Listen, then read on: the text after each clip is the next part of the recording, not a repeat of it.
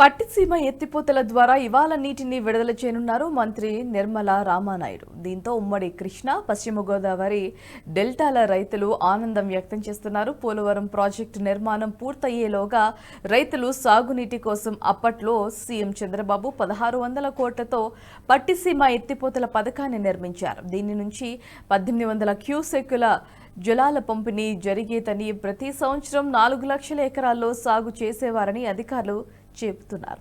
TDP ప్రభుత్వం పట్టిసీమ ఆరంభం నుంచి 2019 రబీ సీజన్ వరకు 305 టీఎంసీల నీటిని కృష్ణా, రాయలసీమ, ఉమ్మడి పశ్చిమ డెల్టాలకు పంపిణీ చేశారు.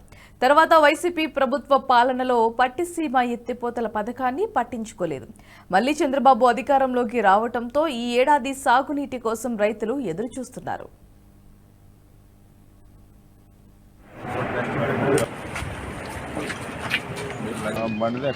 త్రాగునీరు సమస్య ఏదైతే ఉందో అది పోలవరం ప్రాజెక్టు పూర్తయ్యేంత వరకు వేచి చూడకుండా వారికి సాగునీరు, త్రాగునీరు అందించాలి.